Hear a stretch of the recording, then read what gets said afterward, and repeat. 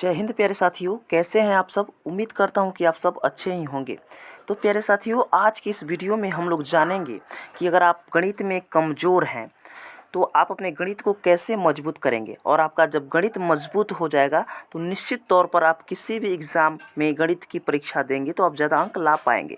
तो आज हम लोग इसी मुद्दे पर बात करने वाले हैं कि आप गणित में कैसे तेज हो पाएंगे और गणित में कैसे ज़्यादा अंक ला पाएंगे। तो अगर आप भी गणित में ज़्यादा अंक लाना चाहते हैं तो इस वीडियो को शुरू से लेकर अंत तक जरूर देखिएगा। तो चलिए वीडियो को स्टार्ट करते हैं। तो प्यारे दोस्तों, फाइनली मैं आपको 5 टिप्स बतलाने वाला हूं जिसको आप फॉलो करके आप गणित को मतलब कि गणित में आप ज़्यादा अंक ला पाएंगे, गणित में तेज हो पाएंगे। उन 5 टिप्स को आपको अच्छा से समझना है। तो प्यारे साथियों, सबसे पहले देखिएगा यहाँ पर गणित परीक्षा की तैयारी के लिए कुछ महत्वपूर्ण बिंदु है। जैसे कि पहला नंबर में सिलेबस को समझें, दूसरा नंबर सूत्र याद करें, तीसरा नंबर अभ्यास करें कि क्या चीज़ का अभ्यास करें, गणित का अभ्यास करें, चौथा नंबर समय प्रबंधन करें और पांचवा कैलकुलेशन तेज करें। अब इन सारी चीज़ों को मैं आपको एक्सप्लेन करके अच्छा से बतलाने वाला हूँ कि सिलेबस को कैसे समझें, सूत्र कैसे याद करें, अभ्यास कैसे करें और समय प्रबंधन कैसे करें और कैलकुलेशन को तेज कैसे करें। इन सारी चीज़ों को मैं अच्छा से आपको बतलाने वाला हूँ। चलिए देखिए, जैसे कि यहाँ पर पहला नंबर क्या था कि सिलेबस को कैसे अच्छे से समझें। सबसे पहले देखिए पहला नंबर में NCERT किताब का अध्ययन करें। यह परीक्षा का आधार होता है, इसलिए इसे ध्यान से पढ़ें। NCERT जो किताब होता है इसके अंदर से आपके बोर्ड एग्जाम में प्रश्न आते हैं, इसलिए आपको NCERT किताब का मतलब कि अध्ययन करना होगा, इसे ध्यान से पढ़ना होगा। दूसरा नंबर है अध्याय को वर्गीकृत करें। यानी वर्गीकृत करने का मतलब हुआ अलग अलग बांटे। जो कठिन प्रश्न है, मध्यम प्रश्न और आसान टॉपिक्स है उनको अलग अलग बांटे। ऐसा नहीं है कि आप मिला दिए सभी को एक में और पढ़ना शुरू कर दीजिए। सबसे पहले कठिन को अलग छांट दीजिए, माध्यम को अलग छांटिए और आसान जो टॉपिक्स हैं उनको अलग अलग पहले बांट दीजिए। ठीक। तीसरा नंबर है महत्वपूर्ण टॉपिक्स पर ध्यान दें। जैसे कि गणित अगर आप पढ़ रहे हैं तो उसमें कुछ कुछ मतलब कि चैप्टर जो होते हैं बस बहुत ही महत्वपूर्ण होते हैं, उनको आपको ध्यान देना होगा। जैसे कि त्रिकोणमिति, बीजगणित, ज्यामिति, सांख्यिकी और भी गणितीय प्रमाण महत्वपूर्ण होते हैं। जैसे कि त्रिकोणमिति, बीजगणित, ज्यामिति, सांख्यिकी, इसी तरह के कुछ और भी मतलब कि चैप्टर होते हैं जिनको आपको पढ़ना होगा, जानना होगा। अब आइए समझते हैं, आगे चलते हैं। चौथा नंबर है प्यारे साथियों पिछले वर्षों के प्रश्न पत्र देखें। इससे पता चलेगा कि कौन से टॉपिक से अधिक प्रश्न आते हैं। जब आप पिछले वर्षों के प्रश्नों को देखेंगे तो आपको पता चलेगा कि किस चैप्टर से मतलब कि कितना प्रश्न आ रहा है, इससे आप एक अंदाज़ा लगा पाएंगे। तो चलिए पांचवा नंबर है टाइम टेबल बनाएं। एक टाइम टेबल तो निश्चित तौर पर आपको बनाना पड़ेगा कि कब पढ़ना है कब नहीं पढ़ना है। ऐसा नहीं कि जी में जब आया तब पढ़ दीजिए और जब आया तब रख दीजिए, तो ऐसा नहीं होता है। आपको एक टाइम फिक्स करना पड़ेगा। तो हर दिन के लिए एक निश्चित टॉपिक तय करें और उसी के अनुसार पढ़ाई करें। यानी आप एक टॉपिक तय कीजिए, मुझे आज जो है इस चैप्टर को पढ़ना है, कल इस चैप्टर को पढ़ना है, परसों इस चैप्टर को पढ़ना है। तो ये आपको टाइम टेबल बनाना पड़ेगा और टॉपिक्स को चुनना पड़ेगा, ये होता है। अब आता है बात दूसरा नंबर जो पॉइंट था कि सूत्र को कैसे याद करें। आखिर सूत्र होगा तो याद कैसे होगा। देखिए पहला नंबर है सूत्रों को लिख कर याद करें। कुछ ऐसे चीज़ होते हैं जिसे आप बार बार लिखेंगे ना तो आपको याद हो जाएगा। जैसे कि एक नोटबुक में सभी जरूरी सूत्र लिखें और रोज़ दोहराएं। एक नोटबुक में आप सूत्रों को लिख दीजिए और रोज़ाना उसको आप दोहराइए, वो याद हो जाएगा। दूसरा नंबर है चार्ट या फ्लैश कार्ड बनाएं। कमरे के दीवार या स्टडी टेबल पर सूत्रों का चार्ट लगा दीजिए। जहां अगर आप पढ़ते हैं जो वहाँ आपका स्टडी टेबल है उसके सामने जो है मतलब कि कार्डबोर्ड लाइए और उस पर क्या कीजिए ना सूत्रों को लिख दीजिए। जब आपका नज़र जाएगा दीवार की तरफ तो आप जो है सूत्रों को देखेंगे और दिमाग में दोहराएंगे तो याद हो जाएगा। तो ऐसा करना आपको होगा। चार्ट या फ्लैश कार्ड बनाइए, उस पर सूत्रों को लिखकर दीवार में मतलब कि चिपका दीजिए। तीसरा नंबर है समझकर याद कीजिए। हाँ, जब तक आप किसी चीज़ को नहीं समझ पाएंगे तब तक आपको याद नहीं हो पाएगा। इसलिए सिर्फ रटने की बजाय या समझने की कोशिश करें कि सूत्र कैसे काम करता है। चौथा नंबर है प्रैक्टिस करें। भाई बिना प्रैक्टिस का तो कुछ नहीं होने वाला है, इसलिए सूत्रों को बार बार सवाल हल करके अभ्यास करें, इससे ज़्यादा याददाश्त मजबूत होगी। जब आप गणित को हल कर रहे हैं तो उसमें सूत्र लगेगा तो निश्चित तौर पर आप जब सूत्र लगाएंगे तो आपको बार बार सूत्र लिखने से वो याद हो जाएगा, इससे आपकी याददाश्त भी मजबूत होगी। ठीक है, चलिए आगे बढ़ते हैं। पाँचवा नंबर है, देखिए यहाँ पर पांचवा नंबर है माइंड मैप और शॉर्टकट ट्रिक्स अपनाएं। चित्रों और रंगीन पेन से सूत्रों को आकर्षक बनाएं जिससे वे जल्दी याद होंगे। देखिए कुछ ऐसा चीज़ होता है ना जो वहाँ पे कलर होता है, जैसे कि रंग बिरंगा चीज़ होता है तो जो उसको जल्दी दिमाग जो है ऑब्जर्व कर पाता है, जल्दी से ऑब्जर्व कर पाता है। तो आप जब भी सूत्र लिख रहे हैं तो उसको आप क्या कीजिए ना उसको हाईलाइट कीजिए रंग बिरंगी मतलब ये कलरों से, जैसे कि लाल, पीला और सारे कलर हो सकते हैं जिससे आप उन सूत्रों को हाईलाइट कीजिए, यानी रंगीन पेन से हाईलाइट कीजिए। इससे क्या होगा ना, वो सूत्र जो है आकर्षक बन पाएंगे, जिससे जल्दी याद हो जाएगा। ठीक है, अब आइए तीसरा जो हमारा टॉपिक्स था कि कैसे करें प्रभावी अभ्यास। पहला नंबर है रोजाना गणित हल करें। अगर आपको गणित में तेज होना है या किसी भी सब्जेक्ट में आपको तेज होना है तो उसको तो रोजाना मतलब कि उसको देखना पड़ेगा। तो मान लीजिए आपको गणित में तेज होना है तो रोजाना गणित हल कीजिए। रोज कम से कम 1 से 2 घंटे गणित के सवाल हल करें। 1 से 2 घंटे गणित के सवालों को आप हल करेंगे तो निश्चित ही आप गणित में तेज हो जाएंगे। दूसरा नंबर है आसान से कठिन प्रश्नों तक जाएं। कुछ ऐसे विद्यार्थी होते हैं कहीं से भी प्रश्न को उठा लेंगे और हल करना शुरू कर देंगे, तो ऐसा आपको नहीं करना है।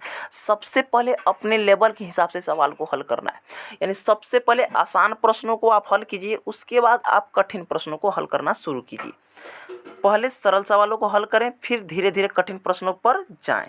ठीक है, आइए तीसरा नंबर है एनसीईआरटी और अन्य किताबों से अभ्यास करें। देखिए एनसीईआरटी किताब को तो मतलब कि अभ्यास करना ज़रूरी है, उसके साथ साथ अन्य किताबों का भी मतलब कि प्रश्नों का हल करें। देखिए मुख्य पाठ्य पुस्तक एनसीईआरटी के साथ साथ अतिरिक्त प्रश्नों का भी अभ्यास करें। चौथा नंबर है पिछले वर्षों के प्रश्न पत्र हल करें। प्रीवियस ईयर का जितना भी प्रश्न है उसको आप हल कीजिए। इससे ये पता चलेगा कि आप मतलब कि कैसे प्रश्नों को हल कर पाते हैं, किस चैप्टर से कितना प्रश्न आ रहा है। इससे जो होगा ना एक अंदाज़ा लग पाएगा कि आप कितना सवाल को हल कर पा रहे हैं। इससे परीक्षा पैटर्न और महत्वपूर्ण टॉपिक समझने में मदद मिलती है। इससे आप परीक्षा के पैटर्न को भी समझ पाएंगे कि मतलब कि कैसे कैसे प्रश्न पूछा जा रहा है, प्रश्न का जो है लेवल क्या है। अब आइए समझते हैं पाँचवा नंबर क्या है, इसमें क्या कर रहे हैं।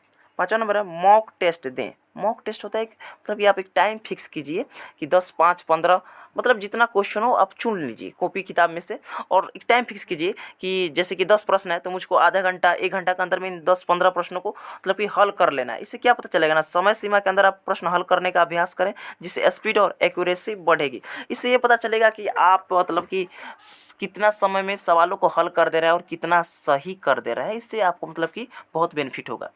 छठा नंबर है गलतियों से सीखें। जो इंसान अपने गलतियों से नहीं सीखता है वो आगे नहीं बढ़ता है। गलती तो हर कोई करता है, लेकिन जो अपने गलती से सीखता है वही आगे बढ़ता है। इसलिए जिन सवालों में दिक्कत हो उनके हल को ध्यान से समझें और दोबारा हल करें। नहीं हुआ कि एक बार सवाल को हल किए, गलती हो गया, उसको छोड़कर आगे बढ़ गए, नहीं। जब तक ये क्लियर नहीं हो पाता है तब तक आप आगे मत बढ़ो। ठीक है, तो जिन सवालों में दिक्कत हो उनको हल ध्यान से हल कीजिए, फिर गलती हो जाए तो फिर दोबारा से हल कीजिए, मतलब कि जब तक वो आपका सही ना हो पाए आप प्रयास करते रहिए। चलिए अब आगे बढ़ते हैं। जो हमारा चौथा नंबर जो था टिप्स कि कैसे करें प्रभावी समय प्रबंधन, इसको आप अच्छा समझिएगा। पढ़ाई के लिए टाइम टेबल बनाएं। बिना टाइम टेबल का तो कुछ नहीं होगा। हर दिन गणित के लिए निश्चित समय तय करें और नियमित रूप से अभ्यास करें। वही बात हुआ कि एक हर दिन आपको गणित का एक टाइम फिक्स रखना होगा कि मुझको गणित इतना से इतने घंटे तक मतलब कि गणित के सवालों को हल करना है, तो एक टाइम टेबल बनाना पड़ेगा आपको। दूसरा नंबर है अध्याय को प्राथमिकता दें। पहले आसान और ज़्यादा अंक वाले टॉपिक्स पढ़ें, फिर कठिन विषयों को पर ध्यान दें। तो सबसे पहले अध्यायों को प्राथमिकता दें, इसलिए जितने भी चैप्टर हैं गणित के उसमें सबसे पहले आसान जो चैप्टर है उसको हल कीजिए, और ज़्यादा अंक देने वाले मतलब कि जो चैप्टर है उनका हल कीजिए। उसके बाद कठिन विषय मतलब कि कठिन प्रश्नों का हल करें। चलिए अब आगे बढ़ते हैं। यहाँ पर है प्यारे साथियों तीसरा नंबर कि मॉक टेस्ट दें। परीक्षा की तरह एक टाइमर सेट करें करके प्रश्न हल करें, इससे स्पीड और एक्यूरेसी बढ़ेगी। जैसे कि आप किसी भी बोर्ड एग्जाम की तैयारी करते हैं, जैसे कि बोर्ड एग्जाम में समझिए कि एग्ज़ाम देने जाते हैं तो आपका टाइम निश्चित होता है कि 3 घंटे के अंदर में आपको प्रश्न को हल कर देना है। उसी तरह घर पर आप क्या कीजिए, एक टाइम मतलब कि टाइमर लगा दीजिए कि मुझे 2 घंटे 1.5 घंटे के अंदर में इतने प्रश्नों को हल कर देना है। इससे क्या होगा, आपका स्पीड भी बढ़ेगा और एक्यूरेसी भी बढ़ेगी, यानी शुद्धता बढ़ेगी।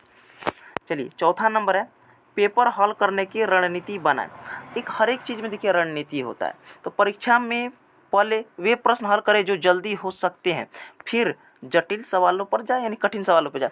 जैसे कि आप जब एग्ज़ाम देने जाते हैं तो मतलब कि एग्ज़ाम हॉल में बैठे हैं तो सबसे पहले आप उन प्रश्नों का हल करें जो कि आसान है, ना कि कठिन प्रश्नों का आप हल करना शुरू कर दें। नहीं, जो प्रश्न आपसे हो पा रहा है जिसे आप अच्छा से बना सकते हैं उसका हल पहले कीजिए, और जब उसका हल आप कर लेते हैं उसके बाद कठिन प्रश्नों का हल कीजिए। एकदम ठीक है। पाँचवा नंबर है गलतियों को पहचाने और सुधारें। गलती को तो पहचानना पड़ेगा और सुधारना पड़ेगा, तभी आप गणित में तेज हो पाएंगे। जिन टॉपिक्स में समय ज़्यादा लग रहा है उन पर विशेष ध्यान दें और अधिक अभ्यास करें। जैसे कि आप किसी सवाल को, गणित के किसी सवाल को बना रहे हैं, उसमें ज़्यादा समय लग रहा है, तो आप सबसे पहले उस पर ध्यान दीजिए कि आखिर में ज़्यादा समय क्यों लग रहा है। आप उसको बार बार बनाइए और अच्छा से समझ कर बनाइए। उससे क्या होगा, आपका स्पीड बढ़ेगा और समझ में आ जाएगा, तो आप अच्छा से बना भी पाएंगे। ठीक है, चलिए अब जो 5वां नंबर, जो लास्ट जो हमारा टॉपिक्स था, उसको समझते हैं कि कैसे बढ़ाएं गणना करने की गति, यानी कैलकुलेशन को कैसे बढ़ाएं। तो सबसे पहले देखिए, मौलिक गणितीय क्रियाओं का अभ्यास करें। मौलिक मतलब कि रोजाना जो आप गुणा भाग करते हैं ना, उस पर आपको ध्यान देना होगा। मन ही मन आप उसको जोड़ घटा गुणा भाग करने का अभ्यास कीजिए।